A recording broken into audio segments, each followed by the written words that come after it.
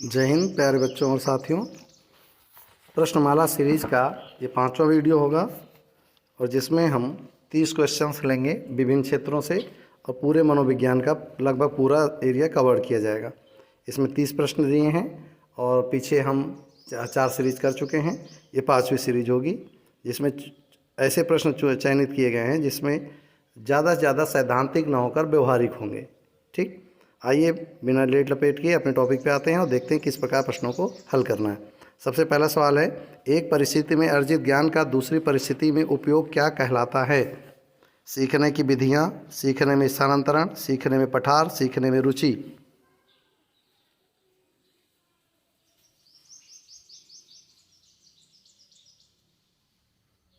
सही जवाब होगा सीखने में स्थानांतरण। जो कुछ कक्षा में हमने सीखा है जोड़ना, अगर बाजार में हम उसे सीख लेते हैं, इसे कहते हैं अधिगम स्थानांतरण।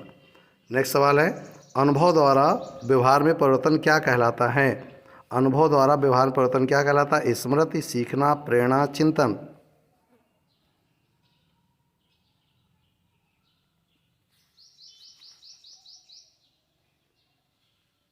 इसका जवाब होगा सीखना।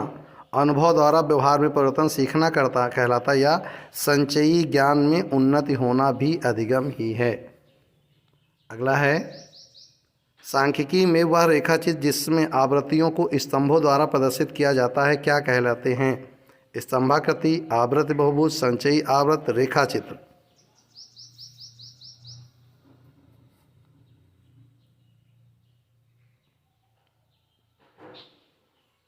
सही जवाब होगा संचयी आवृत्ति। अगला सवाल है, विकास की किस अवस्था में बुद्धि का अधिकतम विकास हो जाता है? विकास के विभिन्न सिद्धांतों में हम लोगों ने पढ़ा था विकास का अधिकतम विकास कब हो जाता है? बाल्यावस्था, शैशवावस्था, किशोरावस्था, प्रौढ़ावस्था।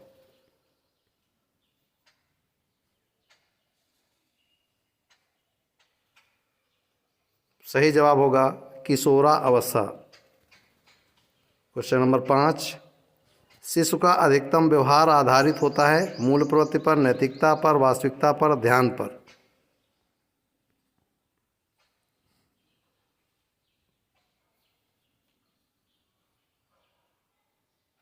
सही जवाब होगा मूल प्रवृत्तियों पर।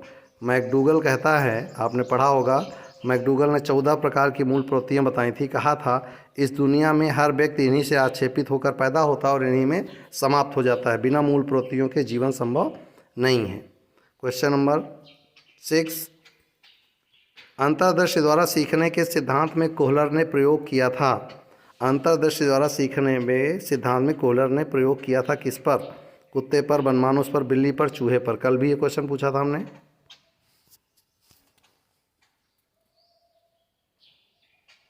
जवाब होगा बनमानुष, जिसका नाम था सुल्तान।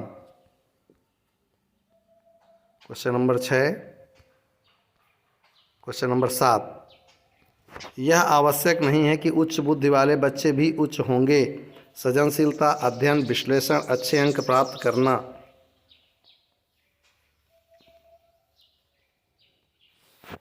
यह आवश्यक नहीं है कि उच्च बुद्धि वाले बच्चे सृजनशील, अध्ययन, विश्लेषण, अच्छे अंक वाले करने वाले भी उच्च होंगे। ये कोई ज़रूरी नहीं है। इसका जवाब होगा सृजनशीलता। सदैव जरूरी नहीं कि उच्च बुद्धि वाले बच्चे सृजनशील ही हों, लेकिन ये चीज़ ध्यान रखना, सृजनशील बच्चे हमेशा उच्च बुद्धि वाले होंगे, ये निश्चित है। अगला है, ध्यान को केंद्रित करने की आंतरिक दशा क्या कहलाती? अवधि, नवीनता, रुचि, आकार। ध्यान को केंद्रित करने की आंतरिक दशा, इंटरनल इंटरेस्ट जिसे कहते हैं, वो क्या होगा?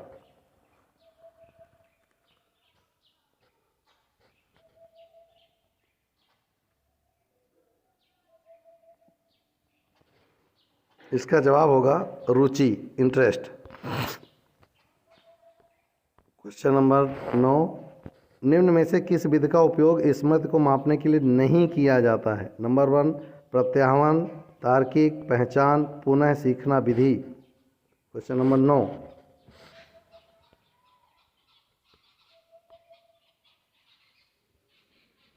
ध्यान सुनेंगे, स्मृति को मापने के लिए नहीं किया जाता है। प्रत्याहवन माने होता है पुनः सोचना, पहचान माने फिर से याद करना, पुनः सीखना माने याद करना। तार्किक में कभी भी स्मृति की जरूरत नहीं होती, बल्कि ये इंस्टेंटेनियसली मतलब तुरंत होने वाली प्रक्रिया है। अगला है थीमेटिक अप्रिसिएशन टेस्ट, यानी प्रासंगिक अंतर्बोध परीक्षण का विकास किसके द्वारा किया गया? Simon, होड्समैन, Marre, बैलाक।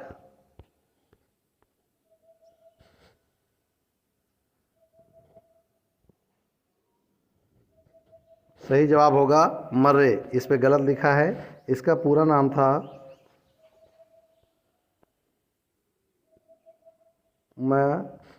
मॉर्गन एंड मूरे, इस उन्होंने मरे लिखा है, दोनों एक ही है। Question number next 11।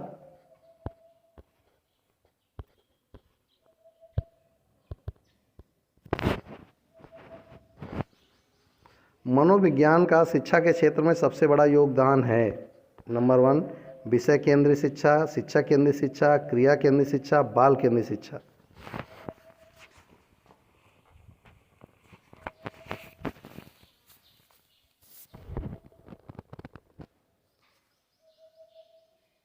इसका जवाब होगा बाल केंद्रित शिक्षा। क्वेश्चन नंबर 12, निम्नलिखित में से कौन सा वृद्धि और विकास के सिद्धांतों से संबंधित नहीं है? नंबर 1 निरंतरता का सिद्धांत, नंबर 2 वर्गीकरण का सिद्धांत, नंबर 3 समन्वय का सिद्धांत, नंबर 4 वैयक्तिकता का सिद्धांत। क्वेश्चन नंबर 12,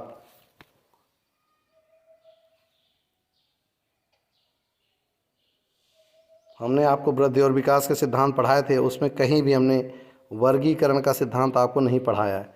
निरंतरता का सिद्धांत पढ़ाया है, तो किसी भी अंग का विकास निरंतर प्रकृति से होता है। हमने समन्वय का सिद्धांत, जिसे एकीकरण का सिद्धांत कहते हैं। वैयक्तिकता का सिद्धांत माने हर व्यक्ति में विकास की प्रक्रिया अलग अलग होती, परंतु कहीं भी वर्गीकरण का सिद्धांत हमने नहीं पढ़ाया। अगला क्वेश्चन नंबर 13, कक्षा शिक्षण में पाठ प्रस्तावना सीखने के लिए किस नियम पर आधारित है? यानी पाठ प्रस्तावना किस नियम पर आधारित है? प्रभाव का नियम, सादृश्यता का नियम, तत्परता का, साहचर्य का। कॉन्सेप्ट समझ लें, इसका जवाब होगा तत्परता का। प्रस्तावना का काम ही होता है बच्चे को जागरूक कर देना, बच्चे में ये भावना भरना कि हम लोग कुछ पढ़ने जा रहे हैं, तो बच्चा तत्पर हो जाता है। तो इसका जवाब होगा तत्परता का नियम। क्वेश्चन नंबर 14, संप्रत्यय निर्माण, जिसे कॉन्सेप्ट कहते हैं, संप्रत्यय मतलब कॉन्सेप्ट, निर्माण का प्रथम सोपान है सामान्यीकरण, विभेदीकरण, प्रत्यक्षीकरण या पृथक्करण।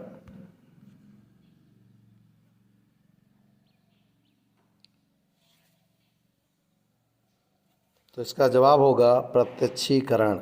इसका जवाब होगा प्रत्यक्षीकरण। संप्रत्यय निर्माण का मतलब होता है, सबसे पहले होता है प्रत्यक्षीकरण, फिर होता है धारण, फिर होता है पुनः स्मरण, ये होता है। ठीक। अगला है प्रेक्षणात्मक अधिगम संप्रत्यय, यानी इसको कहते हैं प्रोजेक्टेड मेथड का कॉन्सेप्ट किसने दिया? Tall man, Bandura, Thorndike, Kohler.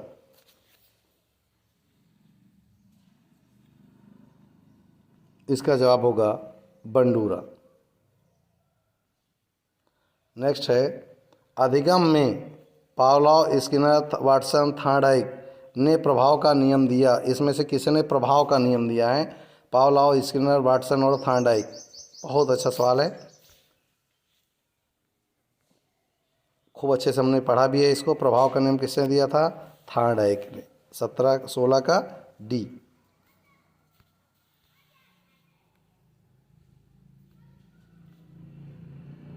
Question number 17, अवधान के आंतरिक एवं व्यक्तिनिष्ठ निर्धारक हैं। अवधान का मतलब व्यवधान न समझें, अवधान को इंग्लिश में कहते हैं अटेंशन। अवधान का कि आंतरिक दशा का आंतरिक अथवा व्यक्तिनिष्ठ निर्धारक है। नंबर 1 रुचि, लक्ष्य, अभिवृत्ति, उद्दीपक व सुप्रविधि, प्रकाश, ध्वनि, गंध, पुरस्कार, दंड और प्रोत्साहन। क्वेश्चन नंबर 17, ध्यान को कौन आकर्षित करता है?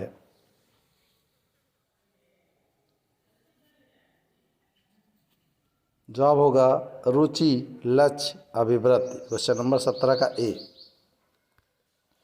क्वेश्चन नंबर 18, बाल मनोविज्ञान का क्षेत्र है केवल शैशवावस्था की विशेषताओं का अध्ययन, केवल गर्भावस्था की विशेषताओं का अध्ययन, केवल बाल्यावस्था की विशेषताओं का अध्ययन, गर्भावस्था से किशोरावस्था तक की विशेषताओं का अध्ययन। तो इसका जवाब होगा क्वेश्चन नंबर 18।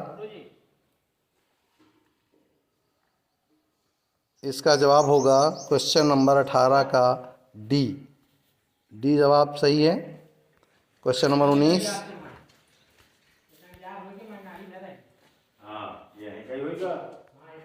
वह अवस्था जो कि माता के 21वें गुणसूत्र जोड़े के अलग न हो पाने के कारण होती है क्या कहलाती है? Down syndrome, Klinefelter syndrome, Turner syndrome, Wilson syndrome. Question number 19।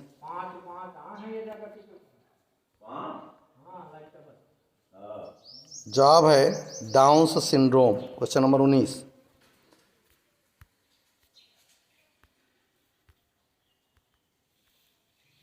इसके बाद लास्ट है 20वां क्वेश्चन। कोलबर्ग के अनुसार किस अवस्था में नैतिकता बाह्य कारकों द्वारा निर्धारित होती है? पूर्व पारंपरिक, पारंपरिक, पश्चात पारंपरिक, उपर्युक्त में से कोई नहीं। नैतिकता बाह्य कारकों पर निर्धारित होती है। अब नैतिकता का सिद्धांत में क्या था याद करिए। जब दवा लेने गया था वो और दवा उसे नहीं मिल पाई थी तो उसने ताला तोड़ा था। तो क्या बनेगा? पूर्व पारंपरिक, पारंपरिक, पश्चात पारंपरिक। नैतिकता किस में आती है? Question number 20।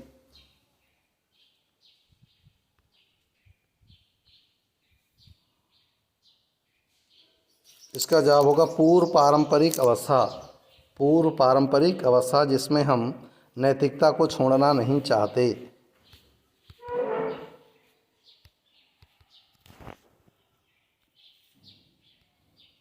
Question number 21। कौन सा एक सही क्रम है? अंडाणु, शुक्राणु, ब्लास्टोसिस्ट, युग्मनज, ब्लास्टोसिस्ट, युग्मनज, अंडाणु, शुक्राणु, ब्लास्टोसिस्ट, युग्मनज, अंडाणु, शुक्राणु, अंडाणु, शुक्राणु, युग्मनज और ब्लास्टोसिस्ट। क्वेश्चन नंबर 21 का जवाब होगा अंडाणु, शुक्राणु, युग्मनज, ब्लास्टोसिस्ट। ठीक। सबसे पहले इन दो का फर्टिलाइजेशन होता है जिससे जाइगोट बनता है और इस जाइगोट में शुरू हो जाता है विखंडन जिससे टिश्यूज बनना प्रारंभ हो जाते हैं। अगला सवाल है अंतर्मुखी, बहिर्मुखी, उभयमुखी व्यक्तित्व का वर्गीकरण किसने दिया है? कल भी सवाल मैंने पूछा था। जवाब होगा कार्ल यूंग। जो जवाब हम पहले पेपर पढ़ चुके होते हैं उनको आपको ज़्यादा देर नहीं देनी। उदाहरण निरीक्षण, विश्लेषण, वर्गीकरण, नियमितीकरण निम्नलिखित में से किस विधि के सोपान हैं? Question number 23। उदाहरण निरीक्षण, विश्लेषण, वर्गीकरण, नियमितीकरण निम्नलिखित में से किस विधि के सोपान हैं? नंबर 1 निगमन विधि, नंबर 2 आगमन विधि, नंबर 3 अंतर्दर्शन विधि, नंबर 4 बहिर्दर्शन विधि। Question number 23।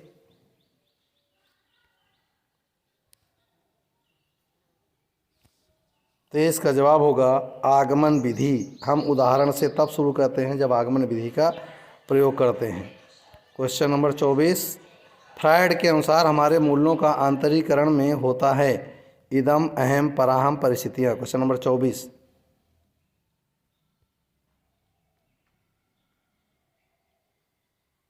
का जवाब होगा सी, पराहम। यानी जब हम मूल्यों को मानने लगते हैं। ठीक। एक होता है ईड, एक होता है ईगो, एक होता है सुपर ईगो। ईड माने हमारे अंदर की भौतिक चाहत या यूं कहें सुख, ईगो तर्क, सुपर ईगो नैतिकता। तो इसका जवाब होगा पराहम। Question number 25। व्यवहारवादी इनमें से नाम लेना है आपको। ने कहा मुझे नवजात शिशु दे दो, उसे डॉक्टर, वकील, चोर, मैं कुछ भी बना सकता हूँ। इसकी को स्टेटमेंट पूछा गया था मुझे 100 बच्चे दे दो, मैं उन्हें डॉक्टर, इंजीनियर या चोर कुछ भी बना सकता हूँ। ये पेपर में सवाल आया था। जवाब होगा वाटसन।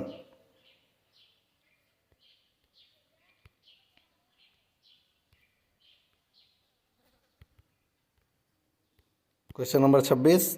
ध्यान आकर्षित होने में डैश डैश की प्रमुख भूमिका होती है। कोई ध्यान आकर्षित कब होता है? जब उद्दीपन की तीव्रता हो, उद्दीपन की उपादेयता हो, उद्दीपन की विश्वसनीयता हो, उद्दीपन की सक्रियता हो।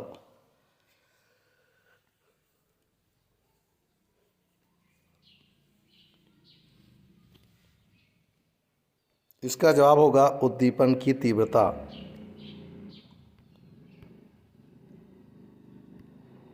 अगला क्वेश्चन है क्वेश्चन नंबर 27। छात्र में रुचि उत्पन्न करने की कला है। शिक्षण, सहानुभूति, समदृष्टि, प्रेरणा। Question number 27।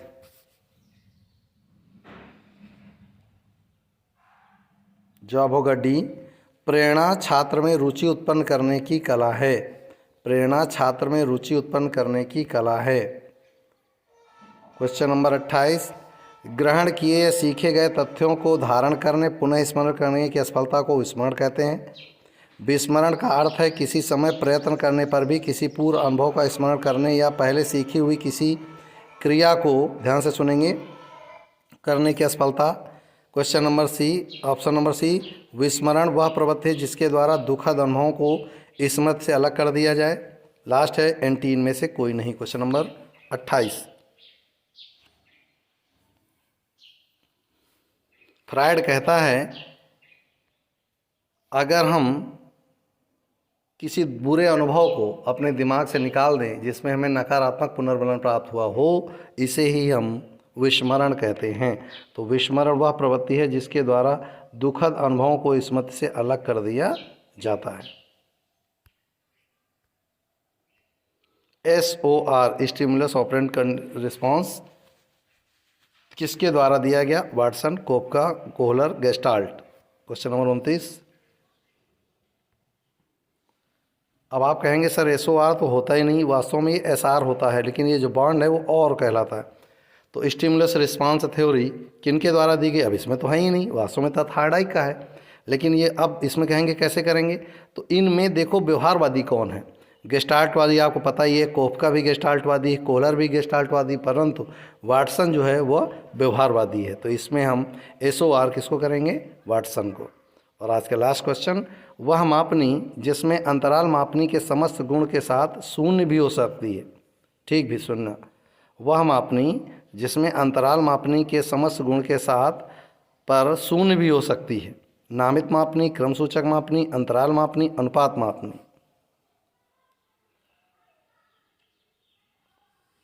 ध्यान रखेंगे जीरो मापन तभी आता है जब आप अनुपात निकालें। ध्यान रखेंगे 1:1 इक्वल टू 1 हो सकता है, यह मान लेते हैं, लेकिन एक इसका लिए 1 माना या इसके लिए ये कहना संभव नहीं, इसलिए इसको 0 माना जाता है। तो ये हमारे 30 क्वेश्चन थे। उम्मीद है आपको इस क्वेश्चन अच्छे लगे होंगे। इनमें से अपना आकलन कर लीजिए, नीचे कमेंट्स बॉक्स में बता दीजिए आपने कितने क्वेश्चन हल कर पाए हैं। मिलते हैं नेक्स्ट वीडियो में किन्हीं और प्रश्नों के साथ। आपसे रिक्वेस्ट है इसको ज़्यादा से ज़्यादा उन लोगों तक जरूर पहुँचाएँ जो पढ़ना चाह रहे हैं, जो क्वेश्चन सॉल्व करना चाह रहे हैं और आगे अच्छी परीक्षा में बैठना चाह रहे हैं। अदरवाइज़ भेजने की कोई आवश्यकता नहीं, आप स्वयं पढ़िए। ढेर सारी शुभकामनाएं और मिलते हैं नेक्स्ट वीडियो में नई उम्मीद के साथ, नए जोश के साथ। आज फिलहाल इतना ही। जय हिंद।